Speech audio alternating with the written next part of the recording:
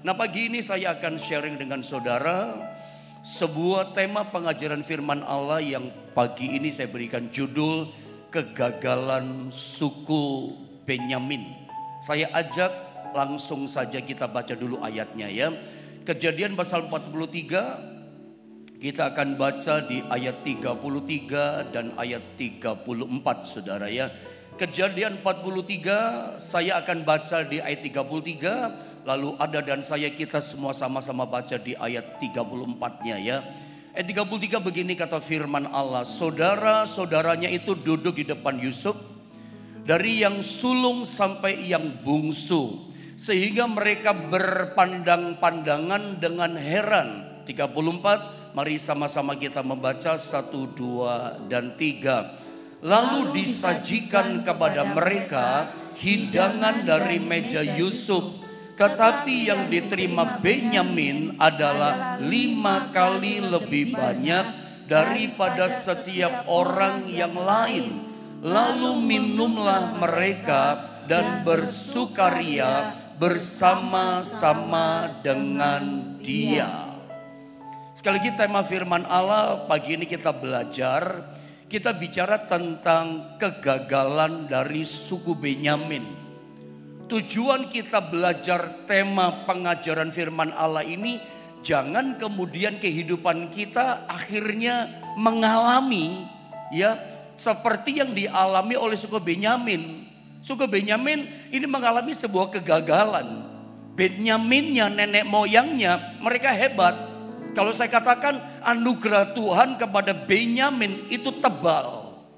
Destininya mereka, anugerahnya Tuhan buat mereka itu sangat spektakuler, sangat hebat, luar biasa.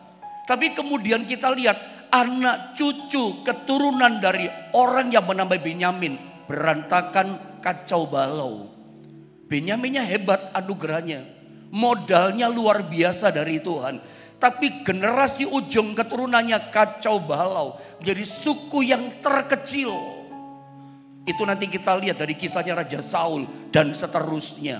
Nah, pagi ini kita akan belajar dari kegagalan suku yang namanya Benyamin, saudara. Kenapa mereka gagal? Saya pikir Anda sepakat dengan saya bahwa di dunia ini tidak ada orang tidak pernah mengalami kegagalan. Orang studi bisa gagal, pernah gagal. Bahkan orang berniaga, orang bisnis, orang gagal pun pernah gagal. Yang sukses hari ini, yang jaya, yang berhasil dalam dunia profesi bisnisnya, dulu mungkin berkali-kali dia jatuh dan gagal. Bahkan orang menjaga kesehatannya dengan baik, pola hidup sehat, punya dokter pribadi, treadmill, makan sehat, pasti juga pernah mengalami kegagalan dalam kesehatannya. Kemudian dia jatuh sakit. Ini cuma contoh yang kecil buat setiap kita. Siapa sih orang yang hidup di dunia ini gak pernah gagal? Tetapi mari kita belajar dalam Alkitab. Kalau kita berkaca dengan cermat, kita baca Alkitab. Di Alkitab itu dituliskan, dicatat tokoh-tokoh yang hebat, tokoh-tokoh yang luar biasa. Tapi lihat, dari tokoh-tokoh yang hebat ini dalam perjalanan mereka juga pernah berkali-kali namanya mengalami kegagalan. Tapi itu pelajaran penting buat kita. Kalau kita mengalami kegagalan di masa sekarang atau di masa lalu kita pernah gagal, dulu pernah gagal. Bahkan ada di antara saudara yang sedang mendengar firman Allah pagi ini, Anda berkata, ya saya itu pendeta orangnya yang gagal hari ini. Hari ini saya mau katakan sama saudara, jangan sampai kegagalan yang Anda alami sekarang ini, Anda berpikir Anda akan jadi orang yang gagal dan gagal terus. Saya suka ajarkan sama saudara, kegagalan itu bukan tanda orang lemah. Kegagalan itu bukan tanda orang itu tidak berhasil terus. Tapi justru kegagalan tanda orang yang kuat. Ketika dia tidak menyerah dengan kegagalannya, kemudian dia diangkat, diubah kegagalannya jadi keberhasilan sama Tuhan. Bukankah kegagalannya menjadi tanda orang itu orang yang hebat? Kegagalan menjadi tanda orang itu orang yang luar biasa mentalitasnya. Jatuh, gagal berkali-kali, never give up, tidak pernah menyerah. Sampai Tuhan jadikan dia orang berhasil. Misalnya contohnya Yusuf. Kita tahu Yusuf itu sepanjang perjalanan yang panjang dalam kehidupannya, yang kita lihat tidak ada manisnya hidupnya orang ini. Hidupnya Yusuf kalau kita baca dengan cermat tidak ada indahnya. Gagal terus.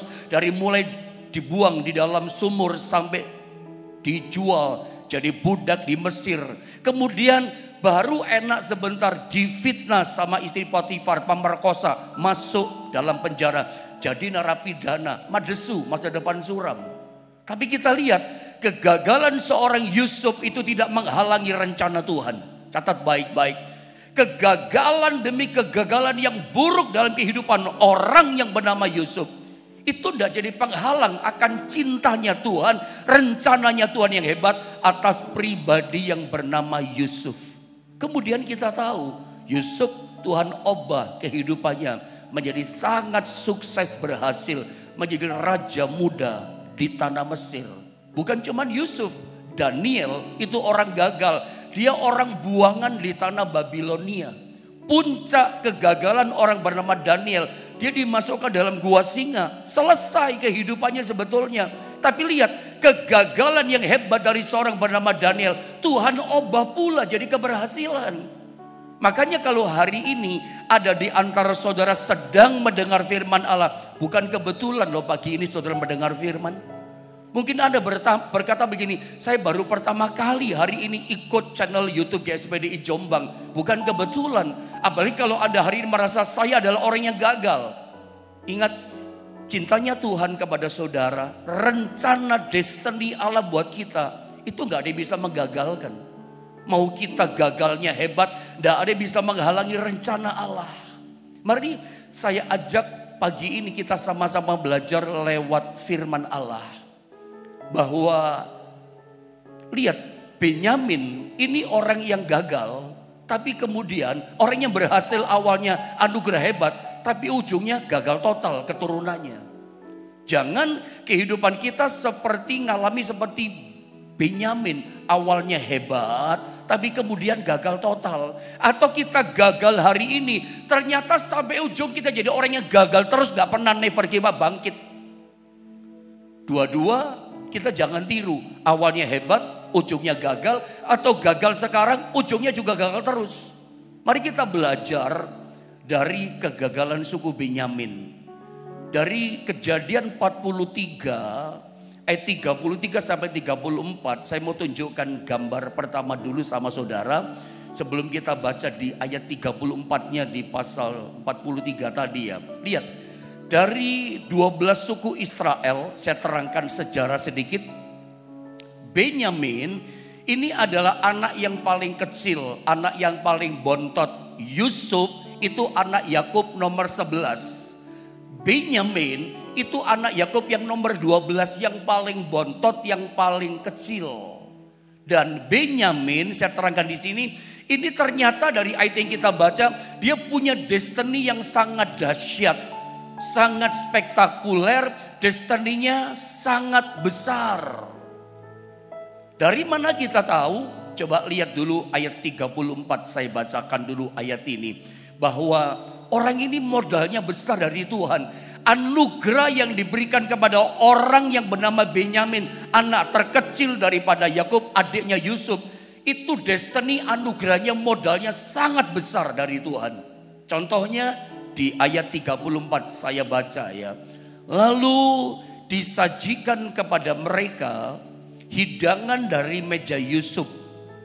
Tetapi yang diterima Benyamin, perhatikan, adalah 5 kali lebih banyak daripada setiap orang yang lain. Lalu minumlah mereka dan bersukaria bersama-sama dengan dia. Jadi pada waktu itu seorang yang bernama Yusuf, anak Yakub yang nomor 11 ini sudah sukses, sudah berhasil. Ketika sukses, jaya, berhasil jadi raja muda kedua setelah Fir'aun, dia gak lupa sama papanya. Dia ingat sama papanya. Karena kita tahu Yusuf ini rupanya anak yang berbakti, cinta papa, cinta mama. Mamanya udah meninggal, dia ingat sama papanya. Tujuannya dipanggil papanya sama sama koko, abang kakaknya semua, sama keponakan semua, mungkin sama sepupunya.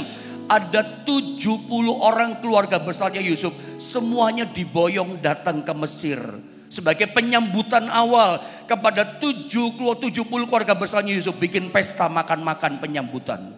Dan lihat, ketika Yusuf menjamu 70 orang semua ini, dia menyajikan hidangan kepada mereka masing-masing, terutama kepada saudara-saudaranya, kakak-kakaknya. Kemudian bagiannya Benyamin, saudara ya, Alkitab katakan, tetapi yang diterima Benyamin yang disajikan sama Yusuf adalah 5 kali lebih banyak dari semua saudara yang lain. Coba saudara lihat gambar ini berikutnya. Kesimpulannya dari Kejadian 43-34 ini apa? Yusuf itu saudara menjamu saudara-saudaranya dan dia menyajikan kepada adiknya bernama Benyamin, saya ulang, 5 kali lipat lebih banyak dari yang lain. Apa yang saya mau coba sampaikan lewat ayat ini kepada saudara? Pesan rohaninya apa? Berkat rohaninya apa yang kita tangkap dengan roh kita pagi ini? Saudara begini, di dalam Alkitab, setiap yang ditulis, yang dicatat Alkitab itu tidak ada kata kebetulan. Titik, koma, termasuk angka-angka yang ditulis oleh Alkitab itu tidak ada kebetulan. Pelajaran dari seorang bernama Benyamin, dia itu mendapatkan yang namanya 5 kali lipat lebih banyak dari semua saudara yang lain. Angka 5 dalam Alkitab, sekali lagi secara rohani saya ajarkan sama saudara, setiap angka di Alkitab itu punya makna. Setiap angka di Alkitab punya arti. Saya sebutkan singkat begini. Angka 5 yang dituliskan dalam Alkitab itu seringkali berbicara secara rohani, bicara favor, bicara anugerah Allah, bicara angka kemurahan. Sebetulnya kalau Anda bertanya kepada saya, Pendeta Yohanes, apa artinya favor? Menurut saya, kalau Anda tanya kepada 10 pendeta, bahkan Anda berkeliling tanya pada 100 pendeta, Anda tanya, Pak Pendeta, artinya favor itu apa? Mungkin 10 pendeta, 100 pendeta akan katakan favor itu adalah ini, favor adalah ini. Mungkin bermacam-macam definisi arti favor dari banyak pendeta.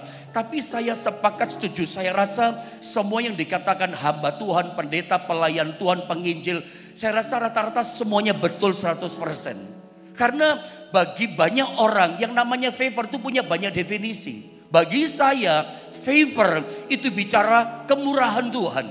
Bagi saya favor itu bicara uluran tangan Tuhan, pertolongan Tuhan, kuasanya yang diberikan kepada kita. Bagi saya itu favor dari Tuhan. Anugerah, kemurahan, pertolongan, solusi dan seterusnya. Itu bicara favor dari Tuhan. Di dalam Alkitab kalau dicatat angka 5 itu bicara favor. Dari mana dasarnya? 5 luka Yesus. Kalau di pelajaran Pentakosta yang saya pelajari guru-guru saya, 5 luka di tubuh Yesus, di kepala, di kedua tangannya, di lambungnya yang ditusuk oleh tombak, sampai kakinya yang juga berlubang oleh paku. 5 luka Yesus, dari 5 luka yang mengalirkan darah. Darah yang mengalir dari 5 luka di tubuh Yesus itu mengalirkan favor, mengalirkan, melepaskan anugerahnya, kemurahannya buat kita. Harusnya kita binasa di neraka, kita terima hidup kekal. Harusnya kita berdosa, kita terima pengampunan.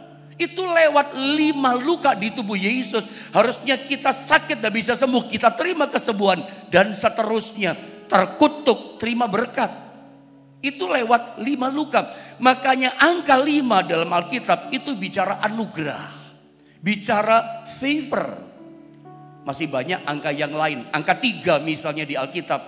Angka 3 itu bicara kehidupan yang baru, awal yang baru. Yesus mati, hari ketiga dia bangkit dan hidup. Makanya angka 3 bicara kehidupan yang baru. Sama orang-orang Chinese, orang-orang Tionghoa. Kalau dalam orang Tionghoa kan Iol San, San bagi orang Tionghoa itu bicara tentang hidup yang baru, kehidupan yang baru, awal yang baru. Makanya seringkali nomor handphone itu belakangnya atau plat nomor mobil itu ada 333 atau cuman 3 saja. Kenapa? Ini satu kebangkitan yang baru, hidup yang baru, ini terobosan yang baru, punya iman begitu. Angka 8 misalnya, angka 8 bicara tentang keselamatan, perlindungan keselamatan. Dari mana kita tahu? Nuh, ketika semua seisi dunia dihukum sama Tuhan dengan air bah, ada 8 orang yang diselamatkan Tuhan dalam bahteranya Nuh. Makanya angka 8 itu bicara keselamatan. Orang Tionghoa sama, Pak. Makanya suka ya, ada suka nomor 8888, mobilnya 8, ada 800 atau 8 saja. 8 bicara perlindungan, keselamatan. Masih banyak angka yang lain, angka 50, itu angka kebebasan tahun Yobel. Angka Pentakosta juga yang akan kita peringati tidak lama lagi. Ya, pada tanggal 10 kita mulai masuk Pentakosta, saudara, 10 hari itu. Dan masih banyak yang, saya cuma kasih gambaran contoh. Bahwa yang dicatat, yang ditulis dalam Alkitab, itu udah ada yang kebetulan. Pasti punya makna, pasti punya arti rohani. Nah, sekarang saya ajak saudara lihat. Saya memberikan contoh yang lebih melandas tentang kata favor atau anugerah. Anugerah itu kayak apa sih? Contoh di Alkitab, kisah tentang Ishak. Dalam Kejadian 26, Anda bisa baca ayat 1 sampai 12 bahkan turun ke bawah. Hari itu Ishak berada pada masa tahun-tahun yang paceklik sulit karena cuaca panas begitu panjang. Akibatnya tanah itu jadi mati, tidak ada seorang pun di kerajaan daerah Gerar menanam bisa hidup. Ishak ancang-ancang kayak bapaknya Abraham, dia mau pergi ke Mesir. Tuhan berfirman, Ishak, lu jangan pergi ke Mesir, tetap di Gerar, aku memberkati kamu. Dan Ishak itu taat akan perintah firman Tuhan. Ishak tidak kemana-mana, dia percaya taat akan perintah Tuhan. Aku memberkati kamu meskipun kamu tinggal di tanah Gerar yang sedang dalam paceklik penderitaan kesusahan. Tetap di situ. Ishak nurut taat.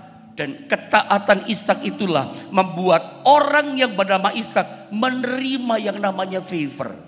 Jadi kalau saya boleh simpulkan sama saudara, favor dari Tuhan, anugerah dari Tuhan, destiny yang sangat spektakuler yang Tuhan berikan kepada kita, itu tidak datang tiba-tiba. Itu tidak tiba-tiba seperti karung jatuh dari langit kita terima. Atau orang punya bahasa di tanah Jawa, ndak ujuk-ujuk datang sama kita. Anugerah yang model kayak Ishak begini, favor, kemurahan Tuhan, pertolongan Tuhan, yang orang lain gak terima, kita bisa terima. Yang orang lain gak dapatkan, Ishak dapatkan luar biasa, spektakuler. Itu hasil karena ketaatannya kepada Tuhan. Anda kalau ingin diperlakukan spesial seperti Ishak, belajar hidup dalam ketaatan seperti firman ini.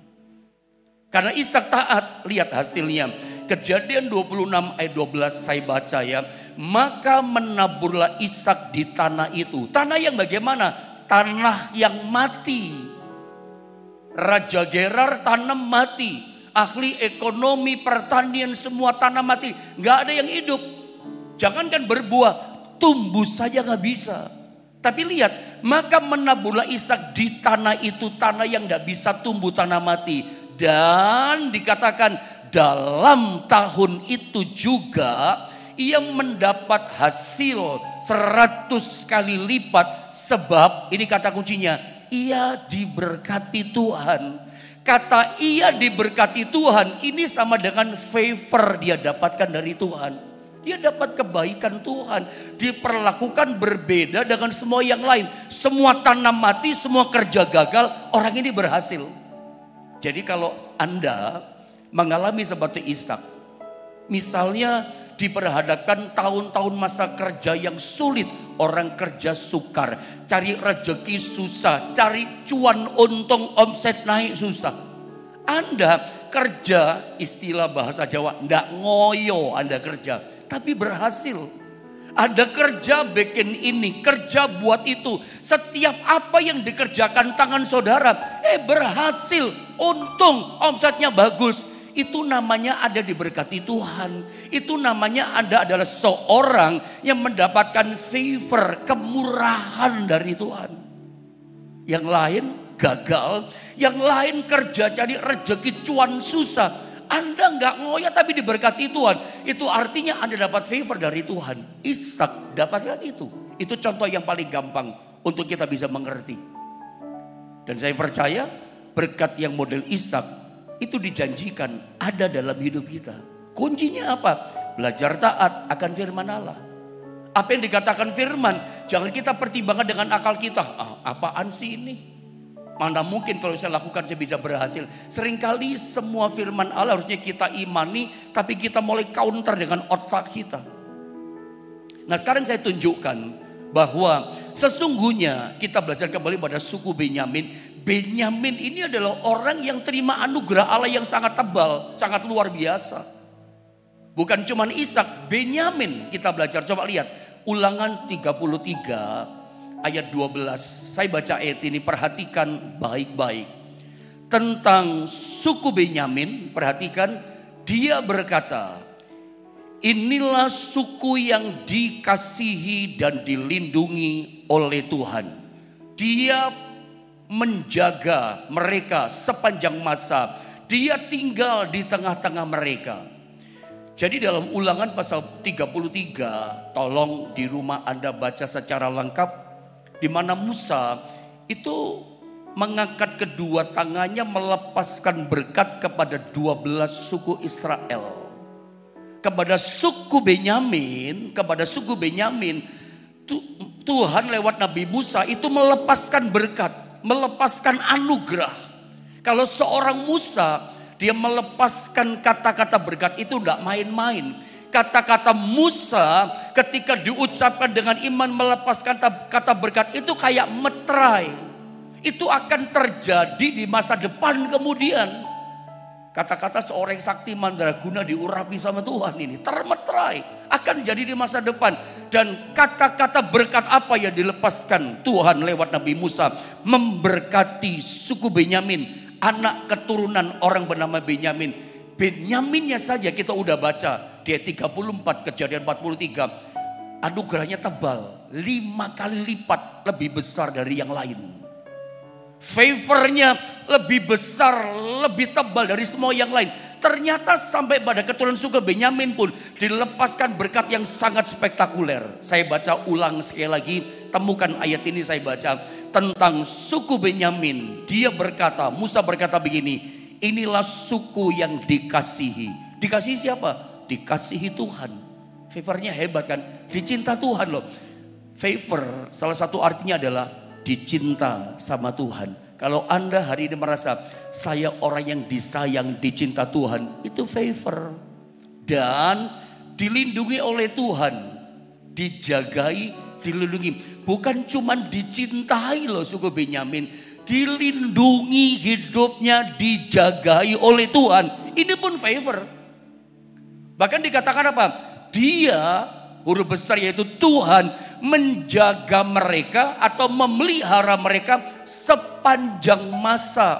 Terjemahan lain pakai kata in all season. Setiap musim. Tuhan itu dikatakan menjaga, memelihara suku Benyamin in all season. Jadi musim apa saja tetap dipelihara sama Tuhan. Apa enggak hebat? Apa enggak spektakuler? Apa enggak tebal ini favor daripada suku Benyamin. Di musim kehidupan apa saja dipelihara, dijaga, dilindungi oleh Tuhan. Mau musim panas yang sulit tetap dipelihara. Musim kering tetap dipelihara. Musim kesukaran tetap dipelihara. Ini favornya yang dilepaskan Tuhan kepada suku Benyamin. Dan saya percaya favor yang seperti ini pun dijanjikan Tuhan dalam kehidupan setiap kita. Hari ini pesan saya, jika ada di antara saudara merasa, oh saya gagal pendeta, Saya gagal dalam pekerjaan, saya gagal membangun ekonomi keuangan saya.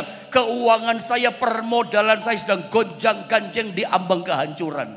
Saya mau ingatkan saudara ya, kegagalan kita yang dulu dan sekarang itu tidak bisa menghalangi destininya Tuhan buat kita. Anugerah cintanya Tuhan buat kita. Kita boleh gagal, tapi saya mau ingatkan, kita punya Tuhan yang tak pernah gagal, yang bisa memulihkan dan mengubah kegagalan kita menjadi sebuah keberhasilan. Yang penting begini, jangan menyerah. Tetap memiliki ketaatan seperti Daniel. Tetap punya ketaatan seperti Yusuf. Tetap punya ketaatan seperti Ishak. Karena favor itu destininya akan datang sama kita. Akan sangat luar biasa kita alami kalau kita punya ketaatan ini. Nggak sembarangan saya pikir Tuhan menggelontorkan yang namanya favornya kepada semua orang. Orang yang dicinta, tentu orang itu adalah orang yang cinta sama Tuhan. Dia bisa meresponi cintanya Tuhan. Tuhan udah sayang sama kita, kita nggak sayang, ya Tuhan nggak pedulilah sama kita. Anda lihat dalam setiap musim Tuhan jaga, Tuhan pelihara suku Benyamin. Jadi kita ketemukan di sini favor, anugerah, kemurahan Tuhan buat Benyamin dan keturunannya suku Benyamin itu sangat luar biasa. Menurut saya harusnya generasi anak cucu keturunan Benyamin, suku Benyamin itu jadi orang-orang yang hebat. Harusnya mereka terima modal yang besar, favor yang sangat tebal, spektakuler. Itu menghasilkan anak cucu generasi keturunan yang orang-orang yang luar biasa. Orang-orang yang spektakuler pula harusnya. Harusnya begitu dong, modalnya besar. Awalnya dapat sesuatu yang besar favor dari Tuhan. Tapi kita lihat gambar ini saya tunjukkan sama saudara. Tapi ironis, tragis. Sebab realitanya suku Benyamin kemudian kita ketemukan menjadi suku yang sangat kecil, bahkan terkecil di antara semua suku-suku Israel. Padahal berkat dilepaskan besar. Nenek moyangnya suku Benyamin yang bernama Benyamin itu dapatkan favor 5 kali lipat lebih besar dari yang lain. Tebal, spektakuler, hebat, luar biasa. Harusnya anak cucunya luar biasa dong. Tapi ini tidak. Realitanya turun kemudian suku Benyamin anak cucunya menjadi suku yang terkecil. Dari mana kita tahu? Dari pengakuan Raja Saul. Raja Saul, coba kita baca dulu saja ayat ini. 1 Samuel 9 ayat 21. Saya mau terangkan sesuatu di sini sama saudara. Perhatikan baik-baik. Tetapi jawab Saul, bukankah aku, perhatikan, seorang suku Benyamin? Jadi Saul itu adalah dari suku Benyamin. Suku yang terkecil di Israel. Lu kok bisa? Favornya besar, modal dari Tuhan pertama besar. Tapi bukannya mereka bertambah besar, bertambah hebat, bertambah luar biasa. Makin kecil bahkan terkecil. Ironis kan? Harusnya bertambah hebat mereka. Tapi ini bertambah kecil dari suku Israel semuanya. Dan Saul berkata, bukankah kaumku, kaum Benyamin yang paling hina dari segala kaum suku Benyamin, paling hina. Mengapa Bapak berkata demikian kepadaku? Dia ngomong sama Samuel, kok aku yang dipilih? Aku kan suku yang terkecil dan yang paling hina dari semuanya. Loh, ini suku Benyamin loh. Ironis kan? Padahal Tuhan sebetulnya cinta kepada suku Benyamin. Tuhan rupanya kalau saya pelajari, yang saya tangkap dari firman Allah ini, ya rema yang saya dapatkan dari pewahyuan firman Allah ini, Tuhan tuh pengen merotasi suku Benyamin lewat orang bernama Saul. Ingin dirotasi, diangkat lagi, dipulihkan lagi. Lewat siapa? Lewat orang namanya Saul. Dirotasi, bangkit lagi. Suku yang terkecil, yang paling hina. Tapi Tuhan mau rotasi, dipulihkan lagi lewat orang namanya Saul. Tapi kita tahu Saul gagal. Kenapa gagal? Tidak taat. Tidak taat. Lihat ayat ini. 1 Samuel 13 ayat 13. Tidak taat. Harusnya begini, kata Samuel kepada Saul. Ini kata Samuel pesan Tuhan. Perbuatanmu itu bodoh karena gak taat. Engkau tidak mengikuti perintah Tuhan. Jadi kalau kita itu tidak ikut perintah Tuhan, itu bodoh. Sorry ya kata-kata saya. Firman yang bilang bukan saya. Anda nggak taat, melanggar terus aturan firman Allah. Itu perbuatan bodoh. Bodoh banget. Dikatakan, engkau tidak mengikuti perintah Tuhan Allahmu yang diperintahkannya kepadamu sebab, perhatikan, sebab apa? Sedianya Tuhan mengokohkan kerajaanmu atas orang Israel untuk selama-lamanya. Ini janjinya Tuhan lewat Nabi Samuel kepada Saul. Harusnya keturunannya dari Raja Saul itu hidup selamanya di hadapan Tuhan jadi raja. Destininya digariskan raja. Gitu kira-kira. Dari Saul harusnya Yonatan jadi raja. Dari Yonatan harusnya Mephiboset. Dan terus anak cucunya. Terus dari garis ditakdirkan. Saya pinjam istilah dunia. Itu adalah garis keturunan Raja Saul. Gak ada Daud, gak ada yang lain, gak ada yang lain. Dari generasi Raja Saul. Tapi sayang, hancur semuanya. Gagal dirotasi dari Saul ini. Mestinya suku Benyamin, dari keturunan Saul muncul Yonatan, muncul Mephiboset. Itu terus hebat, terus naik dirotasi. Tapi gagal, kenapa? Tidak taat.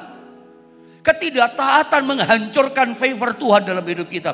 Makanya itu perbuatan yang bodoh. Orang Kristen gak taat itu bodoh. Hari ini perbaiki diri kita. Apapun perintahnya lakukan. Kelihatannya sederhana. Tidak menyederhanakan kuasanya yang bekerja di masa depan setiap kita. Kalau kita masih belum bisa taat, bertobat minta ampun. Akhirnya kita lihat. Suku Benyamin anugerahnya hebat. Tapi bukan lebih hebat lagi, lebih besar lagi. Makin kecil bahkan hina sampai hancur semuanya. Gagal dirotasi sama Tuhan. Padahal Tuhan mau pulihkan, angkat kembali lewat Saul. Gagal total karena gak taat orang ini. Sekarang kita lihat karena waktu yang ada. Saya langsung tembak masuk pada bagian ini. Kenapa suku Benyamin gagal? Favornya hebat tapi kenapa mereka gagal? Lihat ayat ini.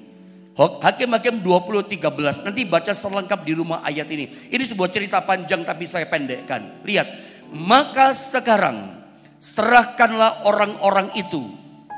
Gengnya orang Benyamin. Suku Israel datang. Serahkan gengnya kelompok orang Benyamin yang Dursila. Yakni orang Dursila yang di Gebea itu. Supaya kami menghukum mati mereka. Dan dengan demikian menghapuskan yang jahat itu dari antara orang Israel. Tetapi Bani atau suku Benyamin tidak mau. Mentalitasnya mentalitas geng. Saudara yang mendengarkan perkataan saudara-saudaranya suku bangsa Israel yang lain, orang Israel itu. Apa sih yang terjadi hari itu? Singkat begini. Pada satu kali, baca di rumah lengkap ceritanya begini. Satu kali orang Lewi, orang yang bernama Lewi maksud saya, itu lewat di area tanahnya orang Benyamin. Lewat, bawa gundiknya. Rupanya cantik gundiknya. Tiba-tiba ada sekelompok geng grupnya suku Benyamin yang gak bener kelakuannya. Dursila begitu. Mungkin kayak zaman sekarang lagi mabuk-mabuk, gak menguasai diri gitu ya. Tiba-tiba dia merampok orang Lewi ini. Orang namanya Lewi dirampok. Dipukulin, dirampok hartanya. Maaf kata, lalu gundeknya dari Lewi diperkosa dengan geng banyak orang. Diperkosa banyak orang sampai mati gundeknya. Wih, apa ini namanya? Hancur hati si Lewi ini. Melihat gundeknya mati, dipotong-potong. Mutilasi pertama di Alkitab. Dipotong-potong jadi 12, dibagi sama 12 suku Israel. Sambil kasih potongan tubuh gundeknya dia cerita. Istriku gundekku diperkosa sama orang gengnya Benyamin. Diperkosa sampai mati. Dia ceritain semua. Sambil bagi potongan tubuh dia cerita kebobrokan. Dursila jahatnya. Gengnya, kelompoknya orang Benyamin tadi. Marah suku-suku Israel yang lain. Mereka bersatu kompak. Ayo kita datang di daerah tanahnya orang Benyamin. Serahkan gengnya orang Dursila. Anda tahu apa kata Bani Benyamin? Mereka tidak mendengarkan kata-kata saudara-saudara suku Israel yang lain. Gak bisa, kami tidak serahkan. Ini mentalitas geng. Anda tahu geng? Dulu waktu kita sekolah muda punya geng kan, punya grup teman kan, punya kelompok kan. Anda tahu bagaimana mentalitas geng? Kalau ada teman kita yang satu disentuh, kita gak terima, kita belain. Lah kalau dosa apa yang dibelain? Kalau salah apa mau dibelain? Suku Benyamin mentalitasnya geng, nutupi dosa, nutupi kejahatan pemerkosaan, perampokan, ditutupi. Marahlah Tuhan di sini, saudara. Bukan cuma itu, suku Benyamin kalau kita lihat ya, Bani Benyamin menutupi mentalitas geng. Mereka itu seperti apa ya, nutupi dosa. Mereka pun ganti marah loh kepada saudara-saudaranya, gampang tersulut, hot temper, gampang tersinggung, gampang marah, sombongnya muncul, egonya muncul. Nah ini suku Benyamin, kegagalan suku Benyamin itu di sini. Mentalitasnya ini loh, udah tahu dosa kok ditutupin. Mentalitas geng, dosa nasehatin, dosa tunjukkan ini salah, jangan ditutup. Dan kalau kita dinasihati orang, jangan hot tempered, jangan tersinggung, jangan marah. Kita itu butuh nasihat. Saya pernah ajarkan sama saudara, ada banyak hal yang kita nggak bisa lihat, orang bisa lihat. Kekurangan kita kadang kita nggak tahu, orang bisa tahu. Makanya kita mesti, kalau kita mau jadi lebih hebat, lebih sukses, lebih berhasil, lebih diurapi Tuhan, lebih dipakai Tuhan, menjadi alat yang hebat di tangan Tuhan. Ya kita jangan punya mentalitas suku Benyamin ini, mentalitas geng. Tidak bisa dinasehati, langsung muncul kemarahannya kita, tersinggungnya kita. Kapan kita bisa mau jadi lebih hebat? Anugerah Tuhan, favor yang hebat, hancur semua kacau balau. Sehingga menjadi yang paling hina. Yang terkecil harusnya terbesar, kok terkecil? Awalnya 5 kali lebih hebat dari yang lain. Awalnya anugerah Tuhan in all season, setiap musim dijaga, dipelihara Tuhan. Hebatnya kurang apa? Tapi di ujung generasi keturunan suku Benyamin hina dan terkecil. Kalau Anda ingin generasi anak cucu kita jadi orang yang lebih hebat dari kita orang tua, ajari anak-anak kita takut akan Tuhan. Ajari, maaf kata-kata saya, cucu kita takut akan Tuhan. Itu bagian kita orang tua. Mak engkong, upa omah, ngajari generasi kita mesti taat sama Tuhan. Engkong, mak, papa, mama, ayah, ibumu jadi seperti ini, itu karena anugerah Tuhan. Kasih tahu, semua karena Tuhan, bukan karena hebatnya kita. Kalau ada nasihat firman, jangan marah. Lembutkan hati kita, itu untuk kebaikan kita. Supaya apa? Anugerah Tuhan memelihara kita in all season. Setiap musim kehidupan ada Tuhan yang memelihara kita dan menjaga kita. Mari kita sama-sama berdoa, saudara.